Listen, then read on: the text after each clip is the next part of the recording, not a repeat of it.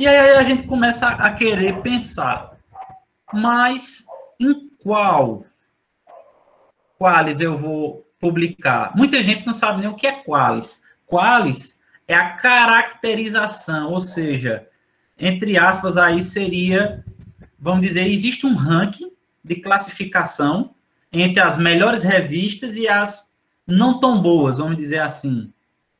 E aí, dentro disso, isso aí se chama Qualis, que está lá disponível na plataforma Sucupira, da CAPES, né, que é a Coordenação de Aperfeiçoamento do Pessoal de Nível Superior. E aí, dentro dessa classificação, por exemplo, o A1 seria equivalente a 100 pontos, ou seja, seria a revista top. A revista Qualis A2 seria a que teria 85 pontos. A B1, 70 pontos. B2, 55. B3, 40 pontos. B4, 25. B5, 10 e C não pontuaria. Então, aí as pessoas elas vão ter a tendência de sempre querer publicar em revistas de Qualis A1, A2, B1, até B2. A maioria delas vão querer submeter para isso. Por quê? Porque vai ter uma pontuação.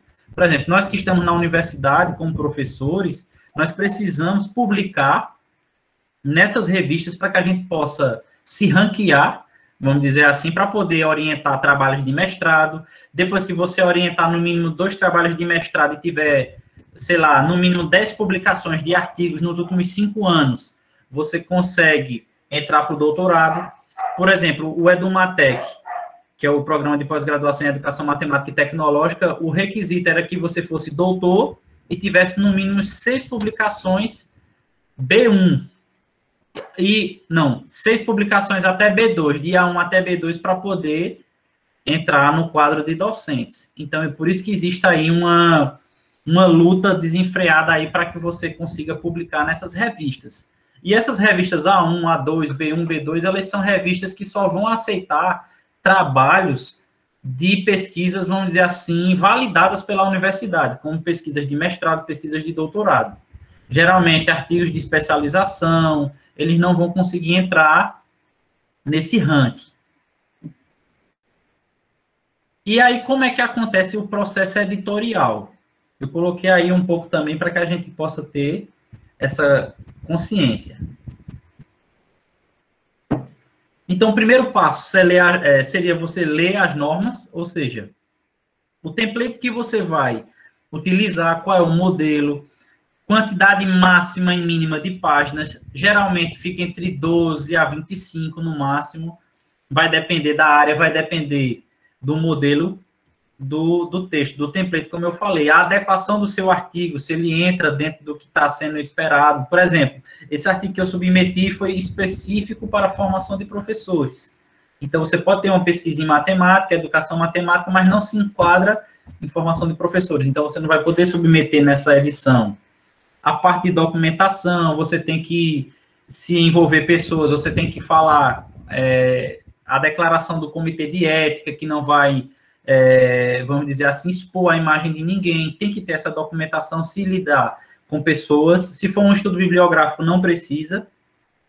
Essa questão de submissão vai depender de qual periódico você vai submeter. A maioria desses periódicos que eu falei, você não paga nada, mas você assina uma declaração dizendo que você está disponibilizando os direitos autorais aí para aquela revista, para ela poder publicar. Vai seguir para o processo de avaliação, ou seja, vão ter, no mínimo, 2 professores de diferentes lugares e de forma anônima que vão receber esse seu artigo e vão ler. E vão fazer essa revisão e vão dizer se está bom para ser aceito ou não, que são chamados de pareceristas. O 6º passo seria a aprovação ou não desse trabalho. Tem revistas que vão aprovar com restrições para você refazer. Vai depender da qualidade do seu artigo, ele pode ser aprovado de imediato, ou pode ser recusado também, você vai ter que corrigir e submeter em outra edição ou em outras revistas. E aí, nesse momento, você vai ter esse tempo aí, por exemplo, para fazer essas correções, e, por último, vem a publicação. E aí, a publicação, ela vai vir acompanhada de um DOI, né, de um código, E, por exemplo, do ISSN ou ISBN, vai depender aí de onde foi publicado, se foi uma revista, se foi em um livro. Então, isso aí vai ser o que a gente chama de certificação. E eu coloco aí para vocês esse grupo em foco. Ele é um grupo de estudo e pesquisa em educação matemática, lá da Bahia, que, se você clicar lá, eu até disponibilizei no nosso grupo do WhatsApp do GPEM, todos os congressos que vão acontecer em educação matemática aqui no Brasil no ano de 2021 e até fora. Então, você tem como fazer uma lista dos possíveis lugares que você pode estar publicando, não somente em periódicos, mas também nesses anais desses eventos. E aí, faz parte aí a gente indicar outros grupos que são bons também. Tá aí o meu contato, o meu Instagram profissional, pessoal, é o Eugênio da Educação Matemática. E aí estou aberto aí para perguntas e para reflexões aí sobre essa discussão.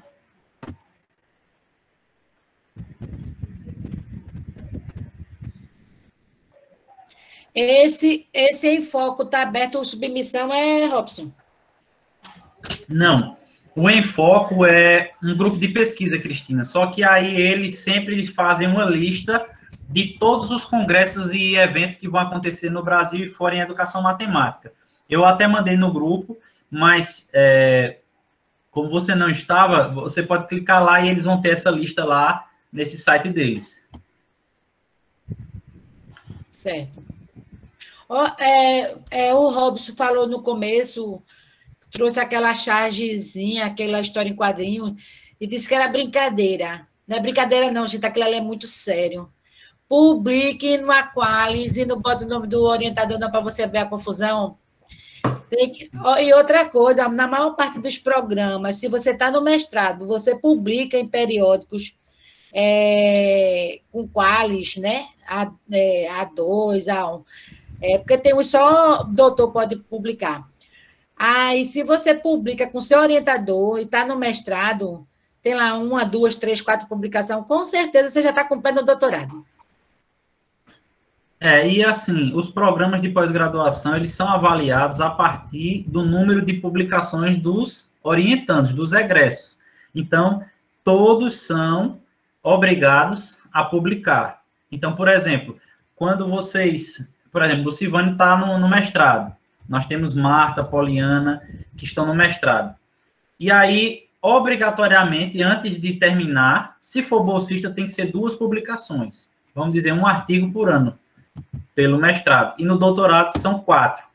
No mínimo 1 por ano, que seja dentro da sua pesquisa. Então, essas publicações, elas vão validando a sua pesquisa. Por exemplo, existe dentro da educação matemática o EBRAPEN, que é o Encontro Brasileiro de Estudantes de Pós-Graduação em Educação Matemática, que acontece todos os anos para que haja discussão sobre pesquisas em educação matemática, as suas pesquisas em andamento.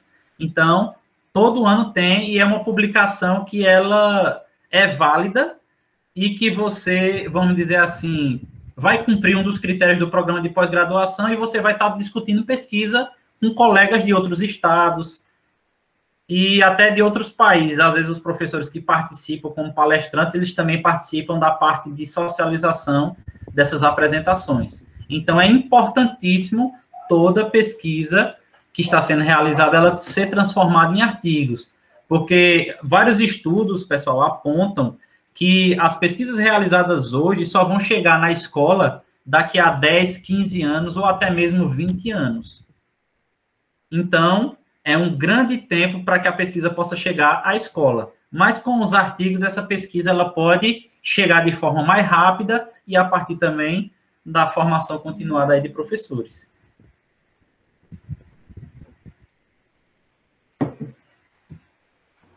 Oi, Robson, é Kátia. Tudo Oi, bem? Kátia. Tudo bem.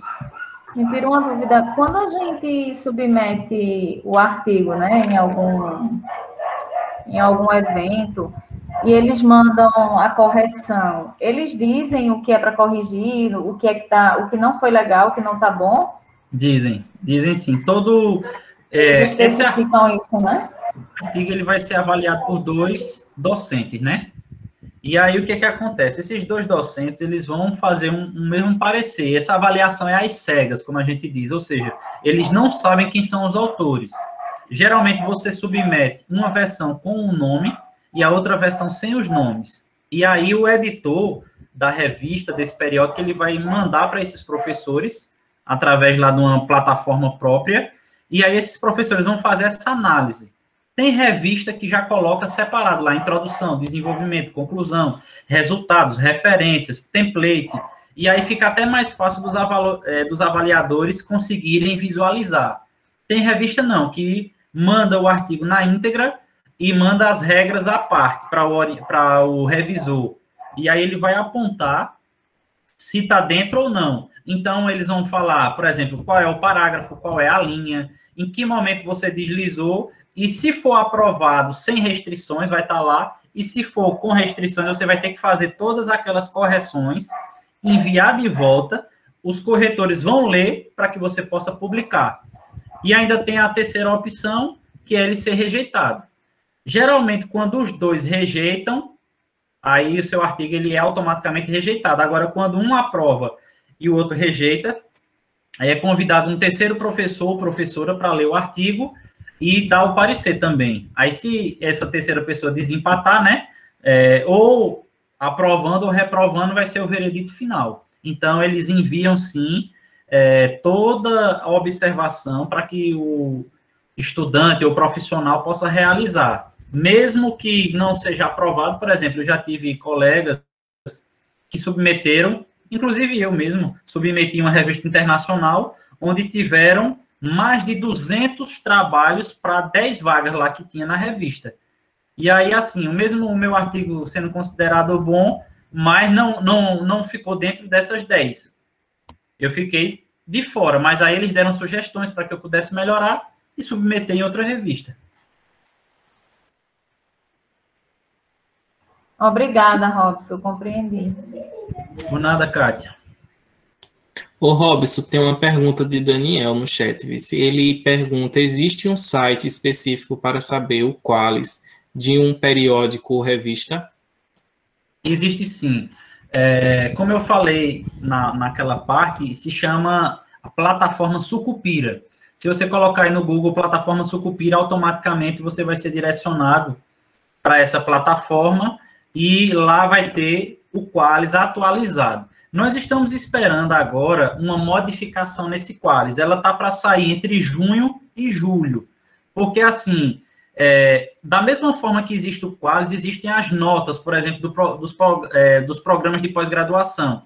Geralmente, um programa ele começa com nota 3 e o máximo é nota 7. Então, tem 3, 4, 5, 6, 7. Tem esse intervalo.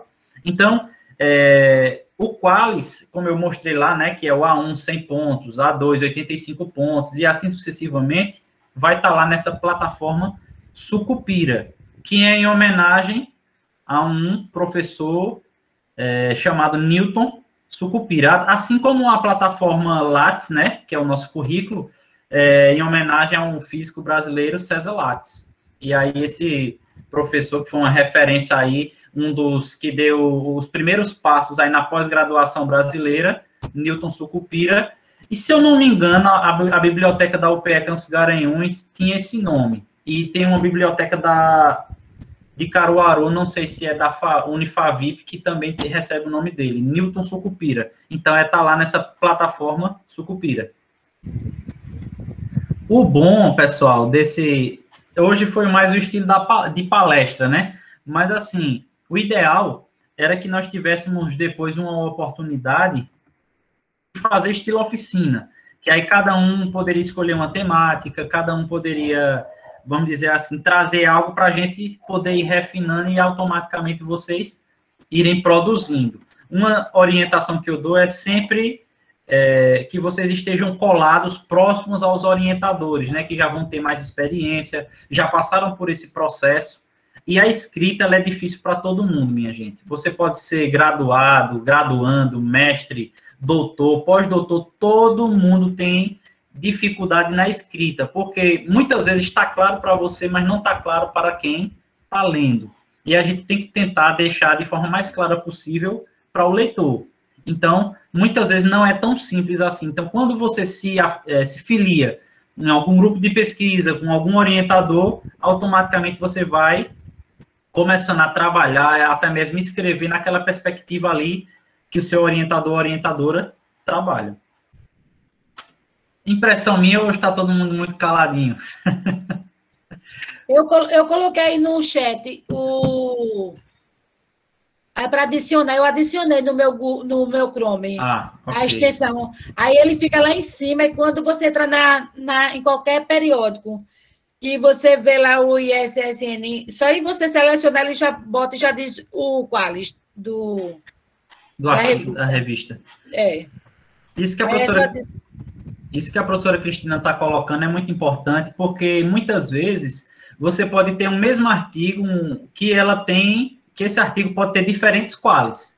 Por exemplo, eu posso escrever um artigo dentro da minha área, educação e estatística, que, por exemplo, dentro da matemática pura, da matemática aplicada, possa ter um qualis C, um qualis B3, e dentro da educação matemática, e ainda existe uma diferenciação de ensino e de educação. Então, existem publicações específicas de ensino, existem publicações específicas de educação. Então, vai depender do periódico, vai depender da revista, vai depender da edição temática. Então, esse SSN, esse código que é gerado para o seu artigo, ele pode variar de qualis dependendo da revista que você for publicar.